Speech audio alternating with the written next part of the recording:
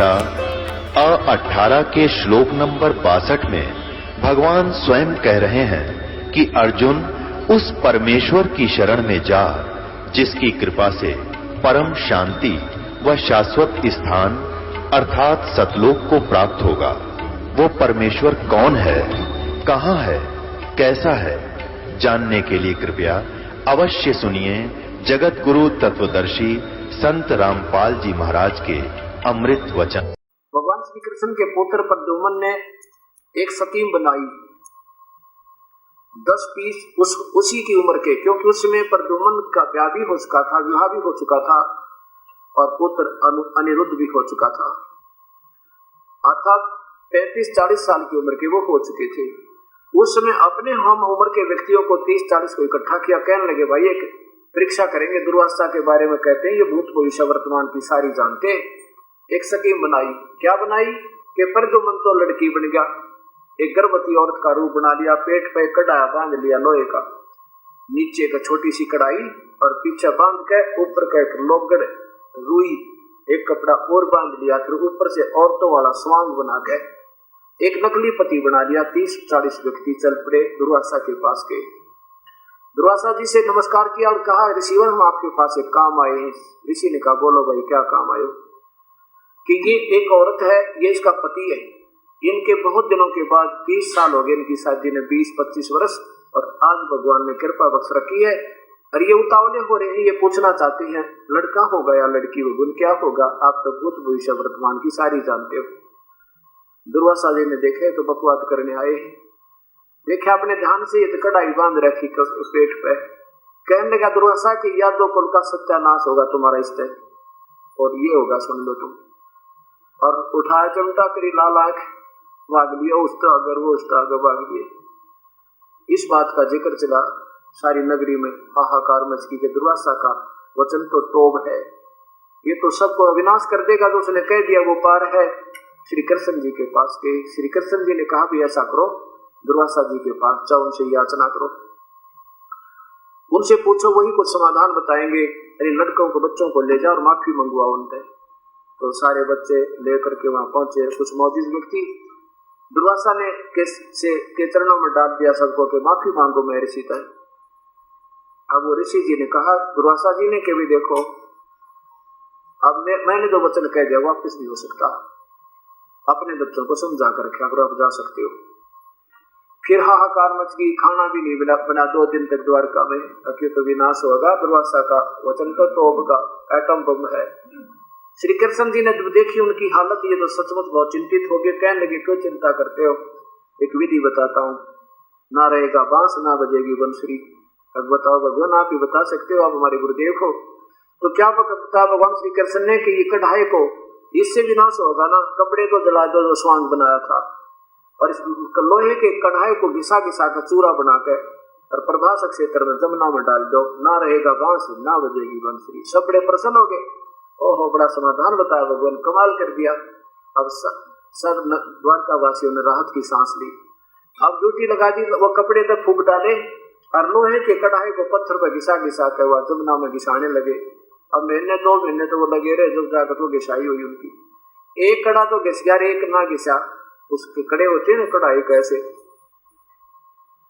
और एक कड़ा को मेरे जैसे आलसी को ड्यूटी ला दी, वैसे 1 महीने में घिसा से 6 महीने में घिसा, इसको ये तेरा काम है। अब वो लगा घिसाने, लगा रहा, वो कड़ा के सहज घिसा, थोड़ा बहुत घिसा, उसने सोची सारा कड़ा तो घिस गया, और तू पीछे रहेगा। उसने वो यूं का यूं पानी में फेंक दिया आंख बचा के, आगे एक कड़े तक की बिजली गिरेगी, बाकी सारा कढ़ाया यानी वो कढ़ाई तो घिसा डाली।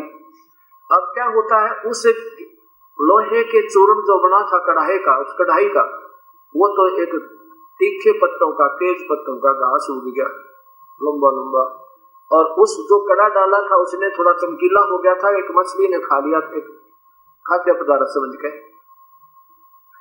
उस मछली को काट लिया, एक शिकारी ले गया पकड़ के, जिसका नाम बालिया था, जो बाली वाली आत्मा सुग्रीव के भाई की थी, वो शिकार कराया करता और मछली भी पकड़ता था, मांसाहारी था। उसने वो मछली पकड़ी तो काटी, उसमें निकली वह तेज एक चमकीली धातु। उसने सोचा ये चांदी क्यों ना हो, सुनार को दिखाया, सुनार बोला भी चांदी नहीं है। ये तो इस्पात बहुत बढ़िया, बहुत अच्छी धातु है, लोहा है, इसका तो कुछ और बनवा ले। उसके समझ में आई कि अपना ये तीर क्यों ना बनवा लो। लोहार के पास लेके और उसने कहा इसको जहर से बुझाकर मेरा तीर बना दे। उसी कड़े का विषाक्त करके एक तीर बनवा दिया और सुरक्षित रख दिया। अब क्या हुआ, कुछ दिनों के बाद वो दुर्वासा का वचन फिर प्रफुल्लित हुआ। यादवों का आपस में रोज लड़ाई झगड़ा, अकाल मृत्यु हो जावे, छोटी सी बात को उसको मार डाले, उसको खत्म कर दे, रोज कचहरी और थाने शुरू हो गए। अब जब ऐसे कोई नगरी में पाप घटना घटती है, उस समय समझदार लोग कहते हैं हमारा कोई नगरी का पाप कुत्या होगा। समाधान के लिए संतों के पास, गुरुओं के पास जाके श्री कृष्ण से कहा कि भगवान ना जाने यहाँ क्या हो गया आपकी नगरी में, एक दूसरा को किसी की बात सुनकर राजी नहीं, थोड़ी सी बात कहते मृत्यु, एक दूसरे को मार डालते। हाँ, अकाल मची हुई है, अकाल मृत्यु हो रही है, क्या कारण है प्रभु? श्री कृष्ण ने कहा कि तुम्हारे ऊपर दुर्वासा का वो श्राप है ना, वो प्रभावित हो गया और इस कारण के सारी कहानी बिगड़ गई। तो सभी ने कहा प्रभु कोई समाधान भी आप ही बताओगे। श्री कृष्ण जी ने कहा कि जाओ जमुना में स्नान कर आना सभी नर यादव जाके, और तुम्हारे पाप कट जाएंगे।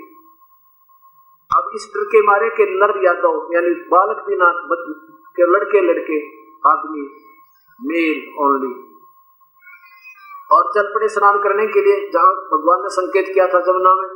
और छोटे नवजात शिशु जो एक दिन का पैदा लड़का था उसको भी लेकर चल पड़े कहीं पर श्राप ना रह जाए। और पहुंच के वहां जहां पर वो कड़ा आगे से आकर वो चूरा डाला था जिसके पेट तीखे पत्तों का घास उग गया था। अब वहां जाकर लड़ाई तो पहले उन मन में मनमुटाव तो हो ही रहा था। पहले तो स्नान करें कि श्राप ना रह जा, सारे स्नान करे बाहर आवे अंते गुट्टम गुट्टा लाल आंख तो पहले हो ही रही थी, झगड़े हो ही रहे थे उनके। वहां कहते हैं वो घास निकालने और एक दूसरे को मारते हैं, गर्दन से लपेटा आवे और गर्दन कट कर दूर हो जावे, तलवार का काम शुरू कर दिया उस घास ने। अब वो 56 करोड़ यादव जो जमुना में नहाकर पाप कटवाने गए थे श्री कृष्ण के आदेश तय, वो पाप तक कटे नहीं पर यादव को जरूर कट गए। 56 करोड़ यादव का विनाश हो गया और श्री कृष्ण रक्षा नहीं कर पाए। अब ये विचार करना तो गंगा में स्नान करने की आम संत सलाह देता है तुम्हारे पाप कट जाएंगे, वो केवल एक पाखंड समझना। जब भगवान श्री कृष्ण के आदेश से वो गए थे पाप कटवाने, वो यादव कट गए। उन्होंने कहा था जमुना में स्नान कर लो तुम्हारे पाप कट जाएंगे। फिर यह गीता तो फेल हो जाएगी अगर केवल गंगा और जमुना में नहाने मात्र से जीव के कल्याण को होता है, या पर भी स्नान करने से कल्याण को होता है। देखो ठीक है, गंगा और जमुना पवित्र जल है, बहुत अच्छा निर्मल जल है, लेकिन जल का काम जल ही का काम करेगा। पवित्रता में वेरिएशन हो सकती है, कोई बहुत अच्छी बात है। अब क्या होता है, 56 करोड़ यादव का सत्यानाश हो गया यानी विनाश हुआ। अब क्या बताते हैं गीता जी के 7वें अध्याय का 18वें श्लोक में ये काल कहता ब्रह्म कि मेरी पूजा भी अनुत्तम है। ये ज्ञानी आत्मा है तो नेक सिर भी दे दे प्रभु पाने के लिए, लेकिन इनको पूर्ण परमात्मा का नुमाइंदा परम संत नहीं मिला, जिसके कारण इनको वो भक्ति नहीं मिली और ये मेरी भक्ति में आश्रित रहे। मेरी भक्ति भी अनुत्तम है। क्या हुआ कि दुर्वासा ने भी वेदों को पढ़ा समझा कि एक परमात्मा की भक्ति करें और देवता की भक्ति नहीं करनी। हजारों वर्षों तक साधना की दुर्वासा ने आखिर में एटम बम बन गया, प्रभु मिला नहीं और कह दिया भगवान निराकार है। अब उसी का दुरुपयोग दुर्वासा ने वहां क्या किया, 56 करोड़ का एक वचन से सत्यानाश कर दिया। अब चाहे कोई तलवार पे मार दे, चाहे कोई गोली पे मार दे, और चाहे अपनी सबल शक्ति पे मार दे, उसका पाप बराबर होता है। अब दुर्वासा जी को ये दंड भोगना पड़ेगा, कुत्ता बनेगा, खाज लगेगी, कीड़े पड़ेंगे 56 करोड़ यादव का शब्द से विनाश कर देने से। और जब तक इसके पुण्य रहेंगे ये ठाट करेगा स्वर्ग में। यहाँ पर दोनों भोगने पड़ते हैं, स्वर्ग में पाप और पुण्य स्वर्ग में और पाप नरक में। ये अटल संविधान इस काल का ब्रह्म का है। यहाँ परमात्मा कहते हैं कबीर साहब की प्यारी आत्मा गरीबदास जी कबीर साहब के जो संपर्क में आने के बाद क्या निर्णय देते हैं, दुर्वासा को पेता समझ न आई नीचे, 56 करोड़ यादव कटे ये मची रुद्र की कीच। वो ज्ञानी आत्मा ब्रह्म का काल का पुजारी कहते हैं वो गुस्सा कर गया, नीच आत्मा ने बिना सोचे एक बच्चा ने मजाक कर दिया, तो ऐसा भयंकर श्राप दिया करते हैं क्या, और 56 करोड़ का विनाश कर दिया वो महर्षि कवावे। तो परमात्मा कहते हैं ये सब काल के पुजारी हैं, ब्रह्म तक के साधकों की यही हालत है, इसलिए ब्रह्म की पूजा भी गीता में अनुत्तम कहा। अब क्या होता है कि भगवान श्री कृष्ण वहां से चल पड़े, घर से के यादव तो गए काम तक, एक वृक्ष के नीचे जाकर लेट के पैर पर पैर रख के घुटने पर जो पैर तलवा दिख रहा था उसमें एक पद्म था श्री कृष्ण जी के पैर में, और वही शिकारी जो बाली की आत्मा थी, सुग्रीव का भाई, और जिसने उस कड़े का एरो बनवाया था, तीर बनवाया था, वो उस तीर को लिए घूम रहा, 2 पैर होगी, कोई शिकार नहीं मिला। उसने सोचा चल इस वृक्ष के नीचे, भगवान श्री कृष्ण भी प्रभास क्षेत्र में जाकर बाहर द्वारका के एक वृक्ष के नीचे लेट गए थे। उसी पेड़ के नीचे वो शिकारी सोचता है कि चल विश्राम कर ले थोड़ी देर, फिर शिकार ढूंढूंगा। निकट आया तो उसने देखा कि उस पद्म चमक रहा था उन वृक्षों के झुरमट के अंदर पे। अब शिकारी ने सोचा ये शायद मरग बैठा है और तेरी आहट पापी भाग ना जा, तो यहीं से ठोक दे तीर। वहीं से वो तीर निशाना ला के आंख समझ कर उस पद्म पैर के पद्म को श्री कृष्ण जी को विषाक्त तीर मार दिया, जिससे भगवान श्री कृष्ण तड़पने लगा, मर गया रे, मर गया रे, मर गया रे। अब शिकारी ने सोची कि तो आदमी मर गया भाई, धोखे में बात बिगड़ गई। और जाकर देखे आदमी नहीं तो द्वारकाधीश मुकुट धारण किए हुए, ये तो राजा मर गया तेरे। पैर पकड़ा, हाथ जोड़ा, राजन मेरे से गलती होगी, मैंने देखा नहीं, मैंने ऐसे ऐसे मृग समझा आपके पैर में ये पद्म है ना, ये चमक रहा था जैसे 100 का वाट जल में चमके ऐसे। श्री कृष्ण कहने लगे भाई बाली, ना तो तेरा दोष ना मेरा, या तो तेरी मेरा कोई पिछला हिसाब था, चिंता ना करे, बराबर हो गया। अब बालिया कहने लगा, शिकारी कहने लगा भगवान आप राजा में एक रंग, आपका मेरा क्या हिसाब हो सके, आप तो दयालु हो तो मुझे माफ कर रहे हो। श्री कृष्ण ने कहा कि तू सुग्रीव का भाई बाली था और मैं रामचंद्र बनकर आया था, जब मैंने ऐसे वृक्ष की ओट लेकर तुझे तेरी हत्या की थी, आज तूने मेरी हत्या की, हम बराबर हो गए, अपना हिसाब चुकता हो। तो यहाँ परमात्मा कबीर साहब कहते हैं कि यहाँ ब्रह्मा विष्णु महेश तक को भी कर्मदंड भोगना पड़ता है। इनकी पुजारी बता कैसे कर्मदंड कटा सकते हैं, वो तो कबीर परमेश्वर है जो कर्मदंड काटने वाला है। तब 500 पांडवों को बुला लिया, पांडव आगे, तो श्री कृष्ण जी ने कहा भी एक बात सुनो अर्जुन, यहाँ कोई नहीं रहा, यहाँ तो सारे खत्म हो गए हैं, औरतें बकी बकाया हैं, उनको तू पहला काम तो ये करना, उन सब औरतों को वहां ले जाना इंद्रप्रस्थ में। यहाँ ये आसपास के लोग बड़े बदमाश है, भील गाल, और ये भाई इनकी बेइज्जती करेंगे। और दूसरा आदेश सुन लो मेरा, तो मेरे बहुत प्यारे हो, क्या कि तुम जाकर के अपना राज त्याग कर हिमालय में जाकर अपने शरीर को आखिरी श्वास तक उसमें तपस्या करके समाप्त कर देना भाई। अब अर्जुन कहने लगे कारण बताओ प्रभु, जो कहोगे वही करेंगे हम, तो कारण बताइए कि तुमने जो युद्ध में पाप किए ना वो तुम्हारे पर बड़े खतरनाक सिद्ध होंगे, इसलिए तुम जाकर अपना अंतिम श्वास तक तपस्या करके हिमालय में गल जाना, बर्फ में तपस्या करते रहना।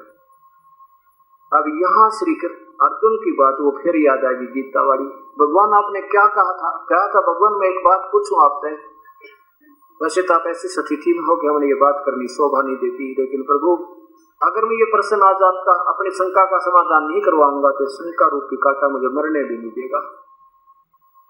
आज मुझे कैसा ऐसे मोड़ पर खड़ा हूं मैं। श्री कृष्ण ने कहा कि बोल भाई क्या बात है, और जो तू कहेगा सच बताऊंगा मैं। अर्जुन ने कहा कि भगवान आपने क्या कहा था जब गीता का उपदेश दे रहे थे, 2-4 बात तो मेरे याद रह रही है, क्या कि अर्जुन तेरे दोनों हाथों में लड्डू, यदि युद्ध में मर गया तो तू स्वर्ग को प्राप्त होगा और विजयी हुआ तो इंद्रप्रस्थ का राज भोगेगा। हे भगवान आज तो हमारे हाथ में एक भी लड्डू नहीं, अब ना तो हम युद्ध में मरा में ताकि स्वर्ग प्राप्ति होती, और ना ही अब का राज प्राप्त किया युद्ध दुनिया अनर्थ करके, अब कह रहे इसको त्याग कर चले जाओ, ना राज रहा और ना स्वर्ग मिला। भगवान यह क्या कहानी है। तब युधिष्ठिर कहने लगा अर्जुन भाई इस समय में भगवान से ये बात करना तेरा शोभा नहीं देता। श्री कृष्ण कहने लगे भाई बात इसने करने दो, इसने सही बात की है। अर्जुन भाई यह ना तेरे बस की बात है ना मेरे बस की बात, ये तो ना जाने के प्रबल शक्ति है जो हम सबको नचा रहा है। भाई जो मेरे से कही गई भाई बात कुछ भी कहा, पर इस बात में तुम जरूर ओबे करना मेरे। आज मैं अपनी हौस में बोल रहा हूँ, क्योंकि भगवान श्री कृष्ण चाहते थे पाप तेल को भोगने पड़ेंगे, इसके साथ साथ तप करने से कुछ तप का फल मिल जाएगा बस, और पाप तक किसी कठिन थे। कहने लगा भाई मैं तुम्हारे इतना कह रहा हूँ और वही ये तो करवाने वाली कोई प्रबल शक्ति है, ना तेरे बस की ना मेरे बस की अर्जुन। और ये जो हो गया सो हो गया भाई, तुम यो काम जरूर कर। अब अर्जुन इस बात को समझ गए तो बात वही बिगड़ गई सारी।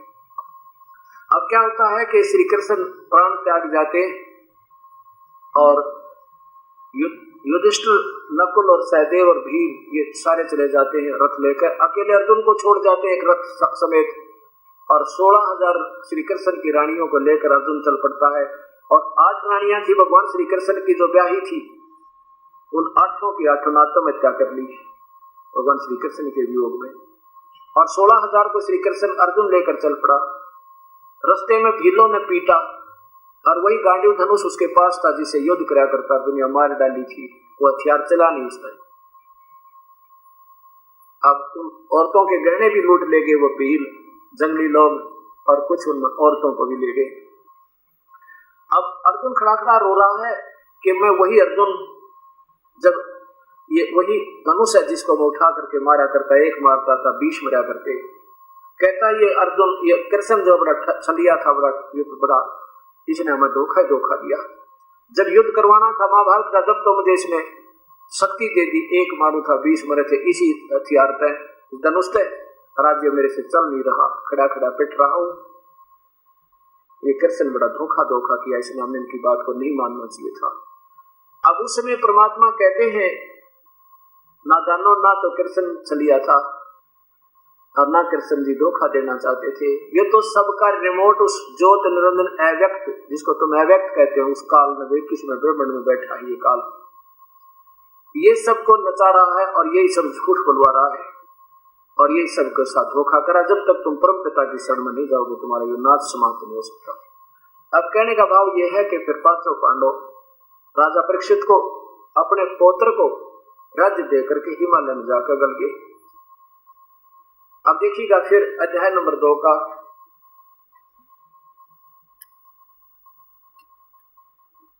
पवित्र गीता जी का अध्याय नंबर 2 का मंत्र नंबर ये 37 और 38। या तो युद्ध में मारा जाकर स्वर्ग को प्राप्त होगा, अथवा संग्राम में जीतकर पृथ्वी का राज भोगेगा। और या इस कारण अर्जुन युद्ध के लिए निश्चय करके खड़ा हो जा। आगे देखो,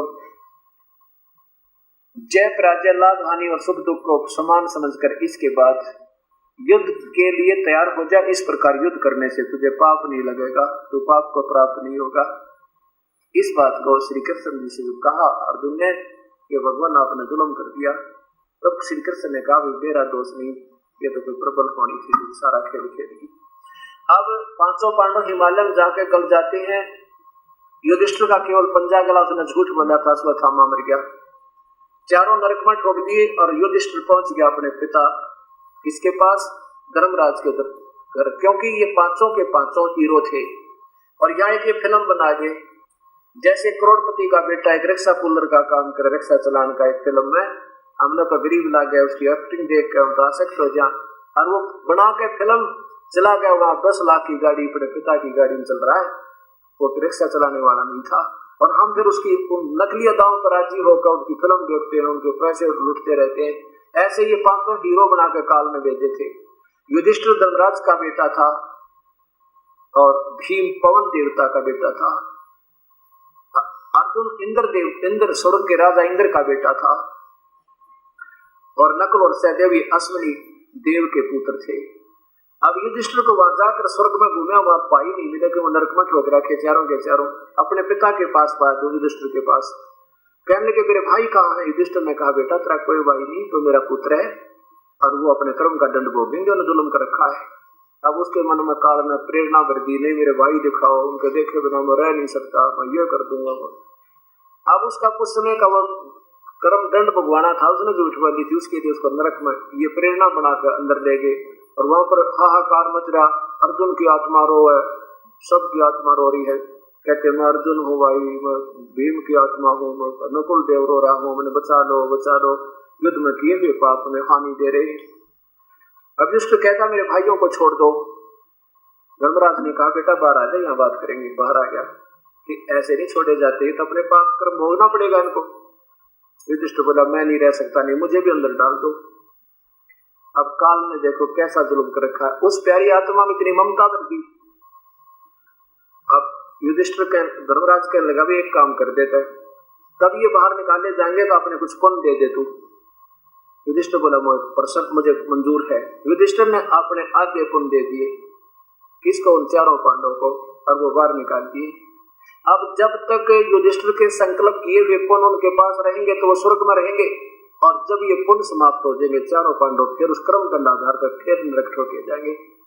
जब वो चारों बाहर आ गए, युधिष्ठिर को तो युधिष्ठिर ले गया, युधिष्ठिर तो चला गया धर्मराज के पास क्योंकि उसका बेटा था, और इंद्र ले गया अर्जुन को, और भीम को पवन देवता वायु ले गया, और नकुल और सहदेव को अश्वनी ले गए। ऐसे फिर ये अपने अपने वहां पर चले गए, और हम पीछे एक फिल्म बना गए महाभारत। हम बड़ी आत्माएं महाभारत में पढ़ पढ़ कर बता अपना सारा जीवन खो दिया, बता ऐसे क्या कल्याण होगा। ये काल का जाल है, और कबीर साहब ने ये पाप कर्म जीव के कट नहीं सकते। बोलो सब। जैसा कि कल के सत्संग में पुण्यात्मा शाम के इसमें सत्संग सुन रहे थे कि भगवान श्री कृष्ण और भगवान श्री रामचंद्र जी, ये भगवान विष्णु के अवतार,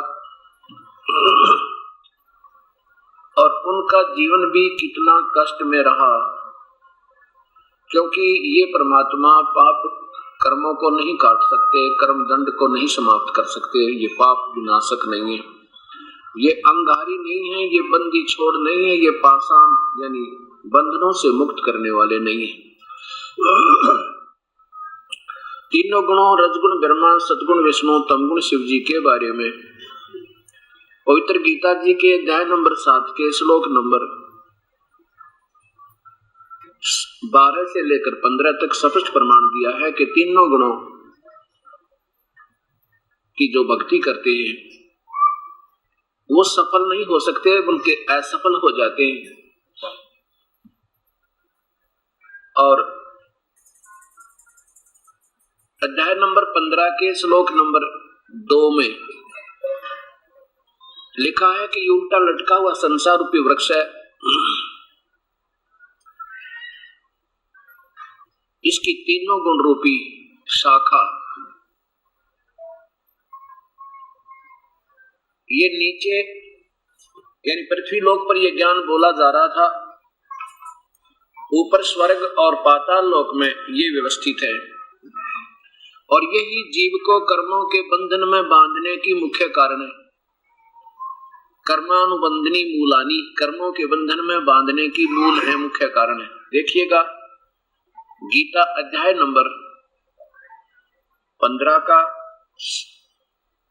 ये सारांश है कि उल्टा लटका हुआ यह संसार रूपी वृक्ष है अर्जुन, जिसकी ऊपर को जड़ तो ये पूर्ण परमात्मा है। पूर्ण परमात्मा यानी आदि पुरुष, सबसे पहले वाले भगवान, और तना उसका अक्षर पुरुष यानी परब्रह्म है, और डार उसकी एक मोटी डार उसमें से निकलती है। तना के बाद बहुत सी डारें निकलती, उनमें से एक डार समझो ये ज्योत निरंजन, ये काल अर्थात क्षर पुरुष ब्रह्म है। और ब्रह्म से फिर 3 शाखाएं निकली हैं, तीनों गुण रूपी शाखा, रजगुण ब्रह्मा, सदगुण विष्णु, तमगुण शिव जी, ये शाखा है। अध्याय नंबर 15 के श्लोक नंबर 1 में ये बताया है, और ये भी बताया इन दोनों श्लोकों में कि जो संत इस संसार रूपी वृक्ष को मूल से लेकर तना और डार, टहनी आदि तक, पत्तों तक बता देगा, वो समझो वेद के तात्पर्य को जानने वाला है, वो तत्वदर्शी संत है। अब देखिएगा गीता, आदरणीय गीता जी, इसके अध्याय नंबर 15 को फिर देखिए।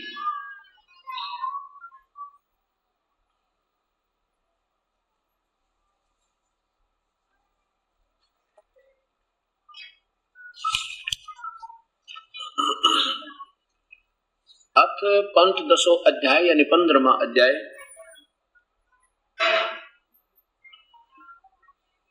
इसके प्रथम मंत्र यानी श्लोक में लिखा है आदि पुरुष परमेश्वर मूल वाले, ऊर्ध्व मूलम अधः शाखम, ऊपर को जड़ और नीचे को शाखा वाला ये संसार रूपी वृक्ष अविनाशी कहा जाता है। ऊर्ध्व माने ऊपर को जड़ तो वो पूर्ण परमात्मा है। आदि पुरुष माने जिसने सबसे पहले सारे ब्रह्मांड रचे थे। ये आदि पुरुष परमेश्वर मूल वाले ये पूर्ण परमात्मा तो जड़ है उस संसार रूपी वृक्ष की, यानी यहीं से खुराक चलती है और यहीं सब पत्तों और टहनी और डारों को प्रवेश करती है। ये तो आदि पुरुष परमेश्वर तो समझो जड़ है, और अधः शाखम नीचे को शाखा जो है इसकी, ये हिंदी इनका अनुवाद सही नहीं है। नीचे को शाखा, ये नीचे को शाखा, रजगुण ब्रह्मा, सतगुण विष्णु, तमगुण शिव जी, और अधः शाखा यानी नीचे को शाखा वाले शाखम अश्वत्थम संसार रूपी पीपल के वृक्ष को अविनाशी कहते हैं। वेद जिसके पत्ते कहे गए हैं, और उस संसार रूप वृक्ष को जो संत, जो व्यक्ति मूल सहित जड़ से लेकर और नीचे तक टहनियों तक बता दे, वो समझो वेद के तात्पर्य वो तत्व से जानता है, तो वो वेदविद सह वेदविद वो वेद के तात्पर्य को सही जानता है, यानी वो सही तत्वदर्शी संत है। अब दूसरे में इसका प्रमाण दिया है कि ये इस संसार रूपी वृक्ष की तीनों गुण रूप है, रजगुण ब्रह्मा, सतगुण विष्णु, तमगुण शिव जी, तीनों गुण रूप जल से बड़ी हुई नहीं। ये इसका साधारण अर्थ बताया, विषय प्रवाला शाखा, विषय विकारों की शाखा, ये रजगुण ब्रह्मा, सतगुण विष्णु, तमगुण शिव जी तीनों, नीचे और ऊपर। नीचे यानी पृथ्वी लोक से नीचे पाताल लोक है, पाताल लोक में नीचे, और ऊपर स्वर्ग लोक तक इनकी दौड़ है। बस क्योंकि पृथ्वी लोक पर यह ज्ञान बोला जा रहा था, ये साथ में ब्रह्मांड देखिए। अब ये ज्ञान यहाँ बोला जा रहा था गीता का श्री कृष्ण में प्रवेश करके ब्रह्म द्वारा, इस ज्योति निरंजन काल के द्वारा, और ये कहता है कि ये तीनों गुणों की, इन ब्रह्मा विष्णु महेश की रेंज पहुंच स्वर्ग, और नीचे पाताल, ऊपर स्वर्ग, इन तक है। और यही कर्मों के बंधन में इस जीव को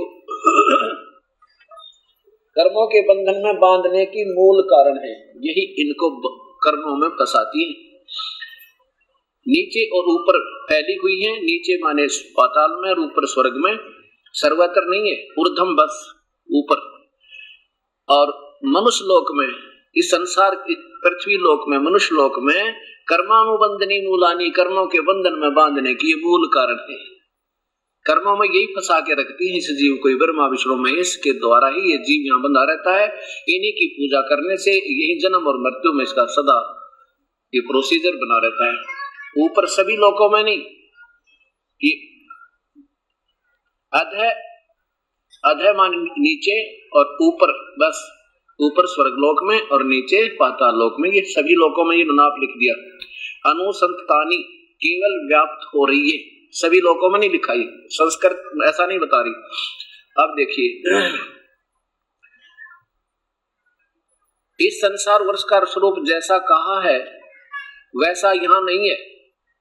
काल भगवान जो गीता बोल रहा कहता है कि संसार रूपी वृक्ष को मैं ठीक नहीं बता पा रहा, जैसा मेरे और तेरे डिस्कशन में, यानी यहाँ विचार काल में जो मेरी तेरी वार्ता चल रही है, मैं नहीं बता पाऊंगा, क्योंकि न ही इसका नहीं पाया जाता, क्योंकि न तो इसका आदि है और न इसका अंत, और न ही इसकी अच्छी प्रकार कोई स्थिति है, क्योंकि मेरी समझ से बाहर है। इसलिए इस सुविरुद्ध मूलम यानी सतलोक तो अजर अमर स्थल है, इसलिए सुविरुद्धम मूलम अति दृढ़ मूल वाले, यानी अविनाशी स्थान सतलोक वाले इस संसार रूपी पीपल के वृक्ष को, अर्थात सारे ब्रह्मांडों के ज्ञान को इस सत्य ज्ञान रूपी शस्त्र द्वारा, हथियार के द्वारा काटा जा सके, समझा जा सके, अर्थात इसको, इस गुत्थी को सुलझाया जाएगा। जो कोई सूक्ष्म वेद, सूक्ष्म वेद के जानने वाला वो तत्वदर्शी संत मिलेगा तो इसको समझाएगा, ऐसा गीता बोलने वाला भगवान बता रहा। आगे देखो, चौथे श्लोक में स्पष्ट कर दिया, अर्जुन तेरा कभी भाग उदय हो जावा, ये तत्वदर्शी संत तुझे मिल जावे, उसके पश्चात उस परम पद रूप परमेश्वर को भली भांति खोजना चाहिए, जिसमें गए हुए व्यक्ति यानी साधक पुरुष फिर लौटकर इस संसार में जन्म मृत्यु में नहीं आते। और ये परमात्मा कौन है? ये वही परमात्मा है जिस परमेश्वर से इस सारे ब्रह्मांडों की रचना हुई, अर्थात पुरातन संसार वंश की प्रवृत्ति विस्तार को प्राप्त हुई है। उसी आदि पुरुष नारायण परमेश्वर की मैं शरण हूँ, मैं भी उसी की पूजा करता हूँ, ये काल भगवान कह रहा है। इस प्रकार दृढ़ निश्चय करके उस परमेश्वर का मनन और निधिध्यासन करना चाहिए, उसी की पूजा करनी चाहिए। अब देखो, अपनी पूजा को तो बताते अर्जुन, मेरी शरण में रहेगा तो जन्म मृत्यु तेरी और मेरी सदा बनी रहेगी। देखिए अध्याय नंबर 4 का और श्लोक मंत्र नंबर 5।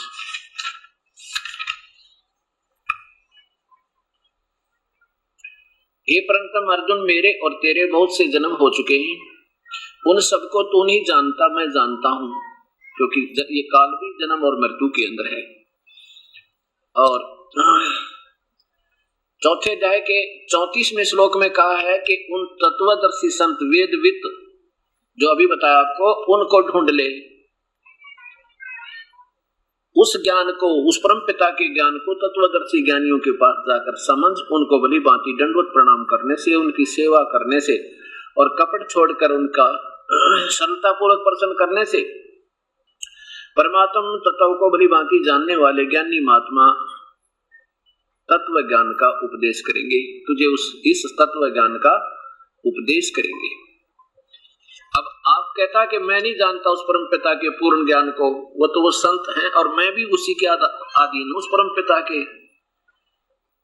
अब ये अपने 15वें अध्याय के श्लोक सुने, और कि ये कर्मों के बंधन में बांधने की ये ब्रह्मा विष्णु महेश मुख्य कारण है। ये तो काल ने ब्रह्म ने अपने सिर से बला टाल कर और इन ब्रह्मा विष्णु महेश के ऊपर सौंप दी।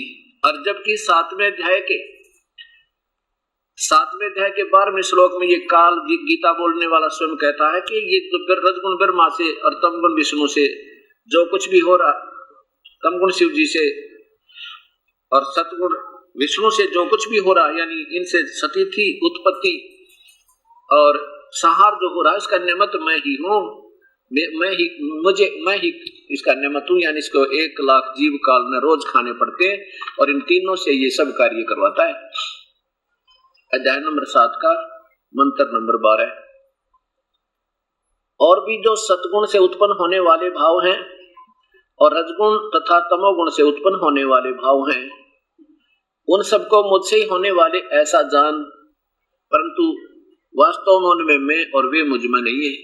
अब काल कितना सियाना है, यहाँ तो कह रहा है कि मैं जो कुछ भी रजगुण ब्रह्मा से जीवों की उत्पत्ति यानी विषय वासना प्रेरित करके और विष्णु जी से सखी थी एक दूसरे में मोह ममता रखकर यहाँ अंतिम श्वास तक रखे रहे, यहाँ से मन ना हटाए, इनको कोई और सूझ जाए नहीं, केवल अपनी संतान और संपत्ति नजर आती रहे और फिर ये यहाँ से निकल ना जावे। और भगवान शिव से संहार जो हो रहा है, कहता है वो मेरे कारण ही हो रहा है, मैं करवा रहा हूं उनसे। और वह कहता है कि कर्मों के बंधन में बांधन की ये ब्रह्मा विष्णु महेश ही मुख्य कारण है। अब फिर देखिए अध्याय नंबर 14 का 3, 4 और 5।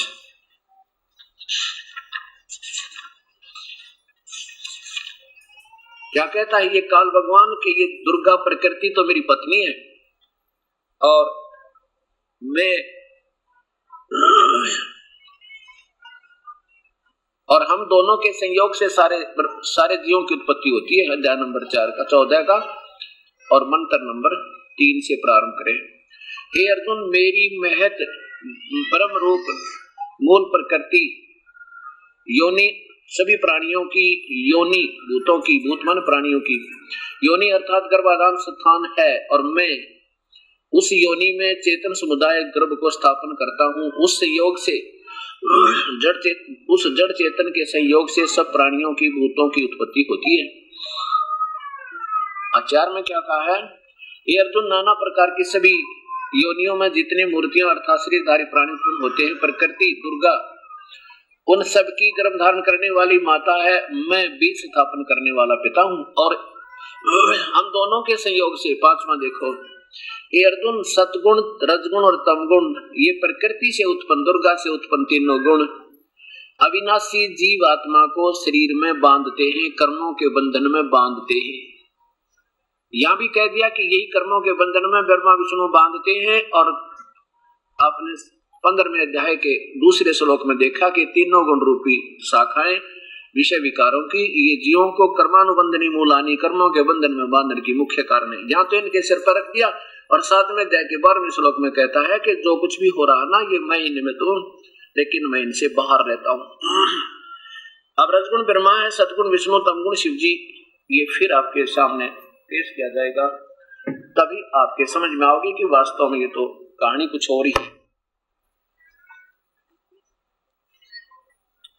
रजगुण ब्रह्मा है, सतगुण विष्णु है, तमगुण शिव जी, ये भी देखिएगा।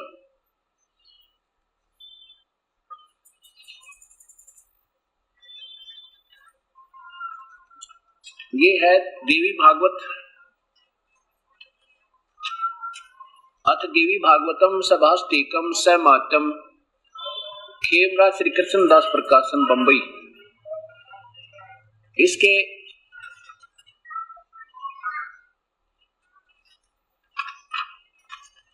तीसरे स्कंद में आप देखिए, अथ श्रीमद देवी भागवते भाषा टीका युक्ति तृतीय स्कंद प्रारंभ थे। इसके 7वें मंत्र में के बाद 8वें मंत्र में भगवान शंकर कह रहे हैं, हे माता यदि हमारे ऊपर सदा आप दयायुक्त हो तो हमको तमोगुण में किस प्रकार प्रदान किया, ब्रह्मा रजोगुण और हरि सतोगुण। फिर संस्कार देखो, यदि यही 8वां श्लोक प्रारंभ हुआ, 7वां अंत हुआ।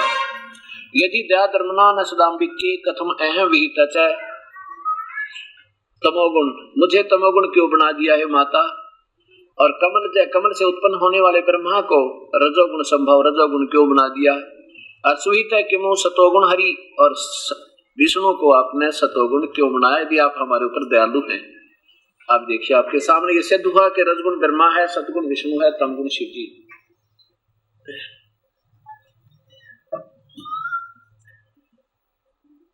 अब ये प्रसंग चल रहा है कि कर्म दंड को न ब्रह्मा काट सके, न विष्णु काट सके, न शिव काट सके। ये तो कर्मों के बंधन में बांधते हैं। मीन कारण तो मूल ब्रह्म है। ये ज्योति निरंजन के वश होकर ये बेचारे इस काल ने अपनी सूझबूझ से इन तीनों गुण प्रवेश कर दिए, क्योंकि इसने ब्रह्मलोक में एक तीर्थ स्थान बना रखे हैं। अपने एक ब्रह्मांड में इसने एक ऐसी रचना की है, इस ज्योति निरंजन के 21 ब्रह्मांड हैं। ये ज्योति निरंजन के 21 ब्रह्मांड हैं। ब्रह्म कहो, ज्योति निरंजन कहो, इसको क्षर पुरुष कहो, ईश कहो। इसने 20 ब्रह्मांडों को, ये एक ब्रह्मांड है, ऐसे ऐसे 5 ब्रह्मांडों का एक ग्रुप बना के एक महाब्रह्मांड बनाया। ऐसे ऐसे 4 महाब्रह्मांडों में 20 ब्रह्मांडों को रोक दिया, 5-5 का ग्रुप बना के। और 21वें को एक महाब्रह्मांड तुल इसने स्वयं स्थान ले रखा है। यहाँ पर ये नकली सतलोक, अलखलोक, अगमलोक, अनामी लोक बना रखे हैं। और यहाँ स्वयं 1 लाख प्राणियों के सूक्ष्म शरीर को तपतशिला पर भून के उनमें से गंध निकालता है। और इतने तड़पते हैं ये प्राणी, वहां पर बहुत बुरा हाल हो जाता है। फिर कर्म आधार पर अपने इन ब्रह्मांडों में भेज देता है। ये काल का जाल है। इनमें से एक ब्रह्मांड, जो ये एक ब्रह्मांड है, उसकी अब विस्तृत व्याख्या देखिए। ये एक ब्रह्मांड आपने देखा था, ये है वो सारा। इसको अंड भी कहते हैं, इसी को पिंड भी कहते हैं, इसी को ब्रह्मांड भी कहते हैं। अब यहाँ इस काल ने एक ब्रह्मलोक बनाया है। ये स्वयं ज्योति निरंजन, ये ब्रह्म काल महाविष्णु इस एक रजोगुण प्रधान क्षेत्र बनाकर या महाब्रह्मा के रूप में स्वयं रहता है। और दुर्गा शेरा वाली को महा सरस्वती के रूप में रखकर यहाँ इनके संयोग से जो पुत्र उत्पन्न होता है उसको रजोगुण बना देते हैं। और ये रजोगुण प्रधान क्षेत्र है और उसका नाम ये ब्रह्मा रख देते हैं। फिर उनको बेहोश कर देते हैं। इसके बाद ये एक सतोगुण प्रधान क्षेत्र बना रखा। इसमें स्वयं ये काल महाविष्णु बनकर और दुर्गा को मां सावित्री, महालक्ष्मी रूप में रखता है, स्वयं महाविष्णु बन जाता है और दुर्गा को महालक्ष्मी रूप में रखता है। यहाँ इनके संयोग से इस सतोगुण प्रधान क्षेत्र में जो पुत्र उत्पन्न होता है उसको सतोगुण बनाकर और उसका नाम विष्णु रख देते हैं, फिर इनको बेहोश कर देते हैं। उसके बाद ये तमोगुण प्रधान क्षेत्र है, ये स्वयं सदाशिव, ये महाशिव का रोल स्वयं ये काल करता है और पार्वती रूप में दुर्गा को रखता है। इनके संयोग से जो यहाँ पुत्र उत्पन्न होता है उसको ये तमोगुण बना देते हैं और इसका नाम शिव रख देते हैं। अब तीनों को बेहोश कर देते हैं। अब ये बेचारे इनकी ही सूझबूझ से ये गुण युक्त हो गए, अब इनका दोष कति नहीं, लेकिन अब जो गुण हो गए तो कर्म इनके जो के तो ही रहेंगे, लक्षण वही रहेंगे। अब ये समझना अपन। अब गीता जी के 15वें 7वें अध्याय के 18वें श्लोक में ये ज्योत निरंजन काल ब्रह्म गीता बोलता हुआ कह रहा है कि तीनों गुणों की भक्ति तो मूर्ख लोग करें। रजगुण ब्रह्मा, सतगुण विष्णु, तम गुण शिव जी। अध्याय नंबर 7 के 12 से लेकर 15 तक, 20 से 23 तक स्पष्ट कर दिया। और अपनी भक्ति भी कहता है मेरी भी घटिया है, क्योंकि मेरी पूजा से जीव के कर्म दंड नहीं कटे और 84 लाख योनियां नहीं मिट सकती, जन्म और मृत्यु बनी रहेगी। वो परमात्मा कोई और है, उसी की रजा से, उसकी कृपा से तू परम शांति और शाश्वत स्थान को प्राप्त होगा। जैसे अपने स्वयं के बारे में 4थे अध्याय के 5वें श्लोक में खुद कहता है कि मेरे और तेरे अर्जुन बहुत जन्म हो लिए,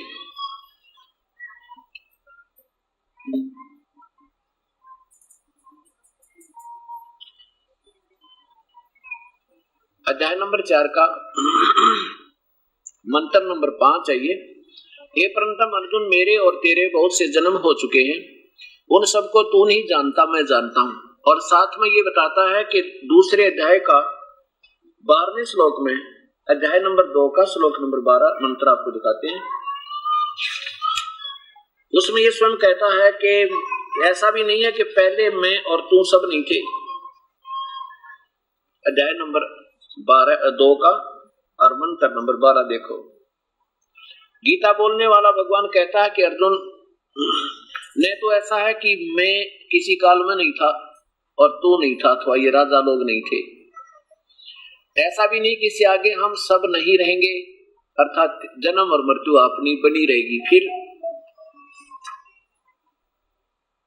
इस 27 में क्या बताते हैं, दूसरे अध्याय का 27 नंबर देखिए।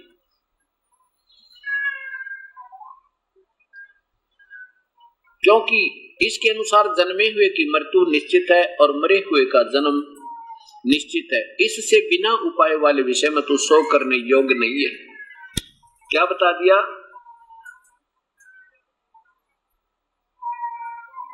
आगे फिर 28 में देखो कि जन्म, जो जन्म गया उसकी मृत्यु और मृत्यु होगी, जन्म जरूरी है। ये अर्जुन, संपूर्ण प्राणी जन्म से पहले प्रकट थे और मरने के बाद भी फिर दोबारा जन्म हो जाने वाले हैं। इसके बीच में प्रकट हैं, केवल इसके बीच में ही प्रकट हैं, ऐसी स्थिति क्यों शोक करना है? केवल बीच में ही प्रकट हैं, फिर ऐसा स्थिति में क्या शोक करना है? अब क्या कहा है कि ये संपूर्ण प्राणी जिनसे पहले प्रकट थे, मरने के बाद भी फिर जन्म लेंगे और अब भी प्रकट है, अर्थात ये तो जन्म मृत्यु में बने ही रहेंगे, फिर चिंता क्यों करें, कभी नहीं मिट सकती। और फिर क्या बताता है दूसरे अध्याय के 70वें श्लोक में कि नाश रहित तो उसको जान। नंबर 2, अध्याय नंबर 2 का श्लोक मंत्र नंबर 17 है। नाश रहित यानी अविनाशी तो उसको जान, जिससे यह संपूर्ण जगत दृश्य वर्ग व्याप्त है और उस अविनाशी का विनाश करने में कोई भी समर्थ नहीं है। क्या बताते हैं कि वास्तव में अविनाशी वो परमात्मा। और इसी का 15वें अध्याय का 16 और 17 श्लोक यही स्पष्ट करता है कि दो भगवान है अर्जुन, अपने आप को सर बताता है नाशवान और अविनाशी अक्षर पुरुष, और कहते हैं वास्तव इन दोनों से भगवान वास्तव अविनाशी, तो इन दोनों से कोई और है। अध्याय नंबर 15 का श्लोक मंत्र नंबर देखिए 16 नीचे। द्वौ इमौ पुरुषौ लोके क्षरते अक्षरे एवं च इस काल और परब्रह्म के लोकों में ये दो स्थिति है जीव की, दोनों भगवानों के लोक में। ये क्षर पुरुष, ये पुरुषों दो जगह लगेगा। क्षर पुरुष माने ये नासवान भगवान ब्रह्म, अक्षर पुरुष ये परब्रह्म। इन दोनों के लोकों में ये दोनों दो नासवान भगवान, नासवान और अविनाशी, ये दो भगवान हैं, दो प्रभु हैं। इसी प्रकार इनके शरीर, इनके लोक में जितने भी इनके अंतर्गत प्राणी आते हैं, उनके जीव आत्मा तो अविनाशी ही रहती है, और सूक्ष्म ये स्थूल शरीर में चाहे देव हो चाहे महादेव, ये स्वयं भी नासवान है, ऐसा कहते हैं। आगे देखो, लेकिन तीसरा भगवान जो है इन दोनों से न्यारा, उसके शरीर, उसका शरीर भी अविनाशी, उसमें गए हुए प्राणी भी सदा अविनाशी, उनका कभी जन्म मृत्यु नहीं होगी। इस नासवान और इस संसार में नासवान और विनाशी भी दो प्रकार के भगवान है, पुरुष माने भगवान है। सभी प्राणियों के शरीर नासवान और जीव आत्मा को अविनाशी कहते हैं। इसी प्रकार ये दो स्थिति इनके लोकों में जीवों की है। आगे देखिए, फिर 17वें में कहा कि उत्तम पुरुष तो अन्य ही, उत्तम पुरुष, उत्तम भगवान, वास्तव में श्रेष्ठ सही परमात्मा तो कोई और है जो तीनों लोकों में प्रवेश करके सबका धारण पोषण करता है, वह अविनाशी परमात्मा परमेश्वर इस प्रकार कहा गया है। ओए कितना स्पष्ट ज्ञान है, देखिएगा, ये है वो परमात्मा उत्तम पुरुष तू अन्य। ये ऊपर को जड़ वाला, नीचे को शाखा वाला, ये संसार रूपी वृक्ष है अर्जुन, और यही तीनों उत्तम पुरुष तू अन्य परमात्मा इति उदारता है, जिसको भगवान कह सकते हैं वास्तव में। और यही तीनों लोकों में प्रवेश करके यह लोकतर में अविषय विभर्ती अगम ईश्वर है, ये तीनों लोकों में प्रवेश करके जो सबका धारण पोषण करता है, वो वास्तव में मूल रूपी यानी जड़ रूपी भगवान है, वो वास्तव में अविनाशी है। अब देखो,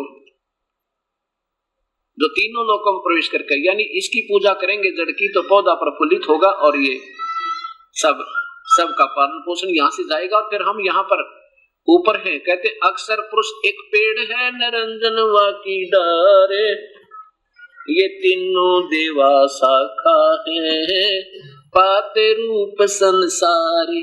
अक्षर पुरुष एक पेड़ है, जमीन से बाहर जो दिखाई देता वृक्ष, इसको पेड़ कहते हैं। कहते इसका तना तो अक्षर पुरुष है और डार उसमें से ज्योति निरंजन है, ये क्षर पुरुष, ये परब्रह्म। अक्षर पुरुष तो ये तना है, ये कुछ अविनाशी है, और ये डार जो है ये नासवान ब्रह्म है, क्षर पुरुष है, और इसके तीन पुत्र ये डार है, रजगुण ब्रह्मा सदगुण विष्णु और पात रूप संसार है। अब इसको अविनाशी क्यों कहा? अविनाशी देखो, उत्तम पुरुष तो अन्य ही है, इन दोनों से भी न्यारा है, जो तीनों लोकों में प्रवेश करके सबका धारण पोषण करता अविनाशी परमेश्वर परमात्मा इस प्रकार कहा गया है। तो कितना स्पष्ट ज्ञान है परमेश्वर। अब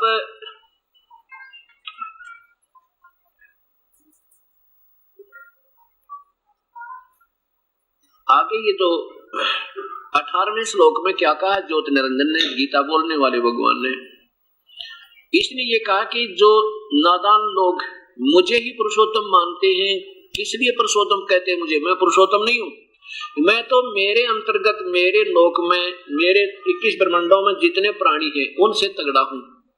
चाहे वो स्थूल शरीर में देव, महादेव, राजा, रंग प्राणी कुछ भी है, और चाहे वो जीवात्मा रूप में है, इन दोनों से मैं अतीत हूँ, तगड़ा हूँ, इसलिए पुरुषोत्तम नाम तो प्रसिद्ध हूँ इन लोकवेद के आधार पर। लोकवेद माने अपने अपने हिसाब का सोचा हुआ ज्ञान, अपने आप बनाया हुआ, अपनी सोचता जो शास्त्र के अनुकूल ना हो, इसलिए लोकवेद के आधार पर मुझे पुरुषोत्तम मानते हैं। वास्तव में पुरुषोत्तम तो वो तीसरे नंबर का भगवान है। फिर देखिए, क्योंकि यहाँ उलझा देंगे तुम्हें ये नादान संत जिन्होंने अभी तक इस ज्ञान का अनर्थ कर रखा था, कहेंगे 18वें श्लोक में लिखा, 15वें अध्याय के में कि मैं पुरुषोत्तम हूं। नहीं, ये क्या लिखा है? क्योंकि मैं नासवान जड़ वर्ग क्षेत्र से अर्थात स्थूल शरीर में जितने भी प्राणी हैं उनसे अतीत हूँ, अविनाशी जीवात्मा से भी तगड़ा हूँ, उत्तम हूँ। इसलिए लोक और वेद में, लोके वेदे यानी लोक वेद से, लोक वेद के आधार पर मैं पुरुषोत्तम नाम से प्रसिद्ध हूँ। वास्तव में पुरुषोत्तम तो ये स्वयं बता रहे हैं, ये 17वां श्लोक में। यहाँ देखिए 70वें श्लोक में, उत्तम पुरुष तो कोई अन्य ही है। गीता बोलने वाला भगवान स्वयं बोल रहा है, तीनों लोकों में जो तीनों लोकों में प्रवेश करके सबका धारण पोषण करता है वह अविनाशी परमेश्वर परमात्मा इस प्रकार कहा गया है। अब इसी का प्रमाण कि वो परमात्मा और है, वही पूजा के योग्य है, उसका नाम क्या है, ये फिर कुरान शरीफ के अंदर देखिए, पवित्र शास्त्र कुरान शरीफ है और इसके साथ पहले पवित्र बाइबल का लिंक बनेगा, वो भी देखिएगा, क्योंकि हम इस एकदम नया ज्ञान होने से जितना अधिक से अधिक सुनेंगे उतना ही ज्यादा हृदय में प्रवेश होगा। अब हजारों वर्षों से, 3 युगों से हम यही सुनते आ रहे थे जो हमें आज सच लग रहा था, लेकिन अब ये पता लगेगा कि सच क्या है। पवित्र शास्त्र बाइबल, इंडिया बाइबल लिटरेचर, बरका रोड मद्रास, इससे प्रकाशित है। इसमें पहले ही उत्पत्ति के अंदर लिखा है कि परमात्मा ने 6 दिन में सृष्टि रची। विश्व की सृष्टि के 7 दिन, पहला दिन, दूसरा दिन, तीसरा दिन और चौथा दिन, और आगे देखो ये 5वां दिन। और छठे दिन में क्या बताया है कि परमात्मा कैसा है ये भी बता दिया। यहाँ देखिए, फिर परमेश्वर ने कहा हम मनुष्य को अपने स्वरूप के अनुसार अपनी समानता में बनाए, और वे समुद्र की मछलियों और आकाश के पक्षियों और घरेलू पशुओं और सारी पृथ्वी पर सब रेंगने वाले जंतुओं पर जो पृथ्वी पर रेंगते हैं अधिकार रखे। तब परमेश्वर ने मनुष्य को अपने स्वरूप के अनुसार उत्पन्न किया, अर्थात भगवान मनुष्य जैसा है, प्रभु मनुष्य जैसा है, जिसने सबसे पहले सृष्टि रची। आदि मूल परमेश्वर, वो सतपुरुष अकाल मूर्त मनुष्य जैसा है। तब परमेश्वर ने मनुष्य को अपने स्वरूप के अनुसार उत्पन्न किया। अपने स्वरूप के अनुसार परमेश्वर ने उसको 3 बार लिखा लगातार, नर और नारी करके मनुष्यों की सृष्टि की। और फिर उनके खाने के लिए क्या लिखा है, कहीं मांस का प्रावधान परमात्मा की तरफ से नहीं है। आगे कोई इसमें पवित्र बाइबल में कोई आगे आदेश है तो परमात्मा का नहीं, कि फरिश्ते और देवताओं का जो हानिकारक होगा उसको ऑर्डर, उस आदेश को मानने से। फिर परमेश्वर ने उनसे कहा, सुनो, जितने बीज वाले छोटे छोटे पेड़ सारी पृथ्वी के ऊपर हैं और जितने वृक्षों में बीज वाले फल हैं वे सब मैंने तुम्हें दिए हैं, वो तुम्हारे भोजन के लिए होंगे। बस परमात्मा तो ये आदेश देकर 7वें दिन तख्त पर जा बैठा। बाद में जो अटकलें लगाई गई है किसी कुरान शरीफ में, पवित्र बाइबल में या पुराणों में, ये सब देवों की, फरिश्तों की और या किसी पितरों के अटकलें हैं, वो हमें माननी नहीं है। यह है जितने भी पृथ्वी के पशु और आकाश के पक्षी और पृथ्वी पर रेंगने वाले जीव जंतु हैं, उनमें जीवन के प्राणी, उन सबको खाने के लिए मैंने हरे हरे छोटे पेड़ दिए, और वैसा ही हो गया। अब परमेश्वर ने जो कुछ बनाया था उसको देखा और अच्छा लगा। सांझ हुई, फिर भोर हुआ, ईश्वर का 6वां दिन हो गया। 7वें दिन यो आकाश और पृथ्वी की उनकी सारी सेना बनाना समाप्त हो गया, और परमेश्वर ने अपना काम जो करता था वो समाप्त किया, 7वें दिन समाप्त किया। और उसने उसे सारे किए हुए सारे काम से 7वें दिन विश्राम किया, और परमेश्वर ने 7वें दिन को आशीष दी, वो पवित्र ठहरा, क्योंकि उसमें उसने अपनी सृष्टि की रचना से सारे काम से विश्राम दिया। अब क्या हो गया, परमात्मा तो 6 दिन में सृष्टि रचकर 7वें दिन वो पूर्ण ब्रह्म सतपुरुष अपने विधिवत स्थल पर जाकर विश्राम किया और कानून बना के देंगे। आगे इस काल की कला शुरू होती है। उसने फिर अपनी अटकलों से इस जीव को अटका रखा है, और इसके संविधान, परमात्मा के संविधान तोड़ने तक ये सब दोषी हो जाते हैं। अब देखिएगा, यही कि जिसने 6 दिन में सृष्टि की, 7वें दिन तख्त पर जा बैठा, अब उसका नाम क्या है। अब ये पवित्र शास्त्र कुरान शरीफ और कुरान मजीद ये नाम बताएंगे कि वो परमात्मा कबीर है। और फिर चारों वेद आपके सामने पेश किए जाएंगे। पवित्र शास्त्र, चारों वेद पवित्र, वो बताएंगे वो कबीर परमेश्वर है, और वो हमारे पाप कर्मों को भी काट सकता है और कोई नहीं काट सकता। अब देखिएगा, ये पवित्र कुरान शरीफ, यह वह इलामी किताब है जिसमें कोई संदेह की गुंजाइश नहीं। इसमें जो लिखा कहते हैं सब सत्य है, कोई संदेह नहीं इसमें। कुरान शरीफ कहां से छपी है, शेरवानी संस्करण, प्रकाशक लखनऊ, किताबघर मौसम बाग, सीतापुर रोड, लखनऊ। और अंदर भी देखिए इसका प्रकाशन, लखनऊ किताबघर मौसम बाग, सीतापुर रोड, लखनऊ। इसमें सूरत फुरकानी नंबर 25 में ये स्पष्ट किया है कि वो परमात्मा कबीर है, जिसने 6 दिन में सृष्टि रची और 7वें दिन तख्त पर जा बैठा है। उसका नाम कबीर है। कुरान शरीफ सूरत फुरकानी 25, ये पूरा का पूरा प्रश्न, इस पवित्र शास्त्र का पूरा प्रश्न ज्यों का त्यों है। इसको फिर देवनागरी लिपि में भी ज्यों की त्यों अरबी को भी लिखा है, और फिर इनका अनुवाद भी हिंदी में देवनागरी में किया है। बहुत अच्छी मेहनत की है इस लेखक ने। इसमें लिखा है 52वीं आयत में लिखा है कि फला तुतियल काफिरिन वजाहिदुम बिही जिहादन कबीरन। ये कबीर शब्द है, कबीर, पूर्ण परमात्मा कबीर। अब इसके लिए फिर और प्रमाण आपको साथ देना पड़ेगा कि ये कबीर शब्द है, इसमें कबीरन लिखा है, और ये पवित्र शास्त्र कुरान मजीद में इसको कबीरा लिखा है। इसको कबीर कहो, कबीरन कहो, कबीरा कहो, उस परमेश्वर का पूर्ण ब्रह्म का ही वास्तविक नाम यही है।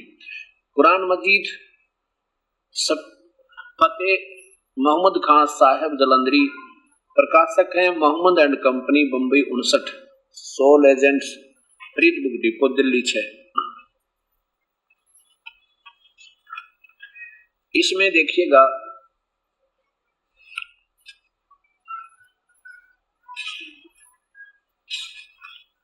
ये सूरत फुरकानी कुरान मजीद, देखिएगा कुरान मजीद सूरत फुरकानी 25, नीचे लाना, ये जो की तो वही है, और लास्ट में लिखा है ये वही, फला तुतियल काफिरिन ने वजाहिदुम बिही जिहादन कबीरा। कबीरा, कबीरा शब्द लिखा है, और इसी की 21 नंबर पर फिर देखिए, 21 नंबर पर भी यही कबीरा शब्द लिखा है। ये 21 नंबर आयत में अतुवन कबीरा, ये थोड़ा सा कट गया ये फ्रंट में, कबीरा। और फिर ये तो आपने देखा 52 नंबर में, नीचे देखो 52 नंबर में वही जिहादन कबीरा, कबीर के लिए संघर्ष करना। हजरत मोहम्मद क्या लिखा है इधर देखिए, 52 में कह, तुम काफिरों का कहा ना मानो और उनसे इस कुरान के हुक्म पर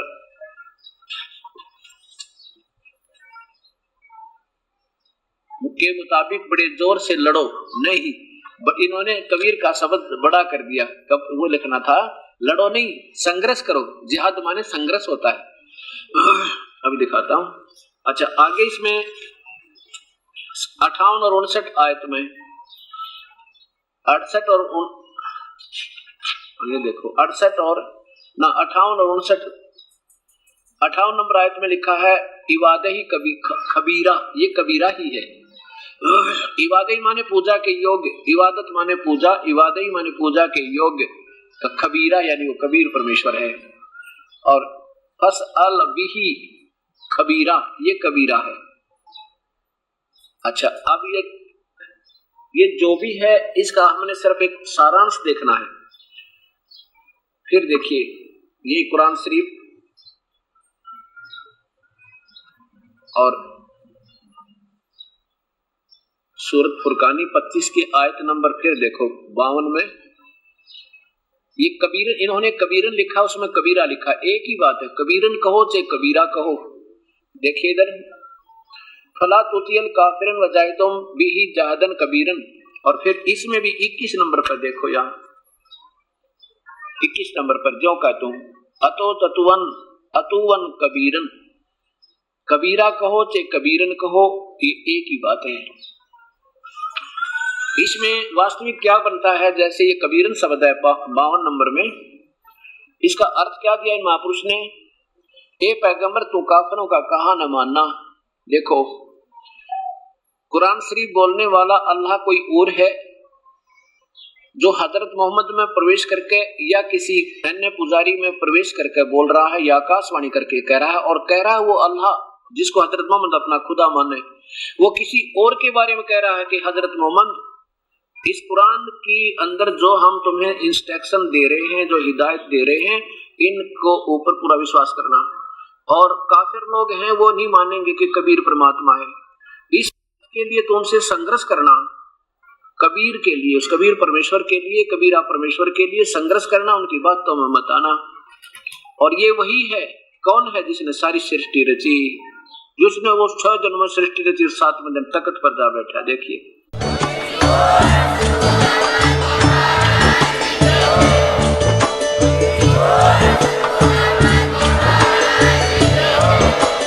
आप सुन रहे थे जगत गुरु तत्वदर्शी संत रामपाल जी महाराज जी के मंगल प्रवचन। अधिक जानकारी के लिए विजिट कीजिए हमारी वेबसाइट www.jagatgururampalji.org। संत रामपाल जी महाराज जी के शुभ आशीर्वाद से पूरे विश्व भर में 500 से भी ज्यादा नाम दीक्षा केंद्र हैं, जिन पर संत रामपाल जी महाराज जी द्वारा ऑनलाइन निशुल्क नाम दीक्षा दी जा रही है। अपने नजदीकी नाम दीक्षा केंद्र का पता करने के लिए संपर्क करें 8222880541।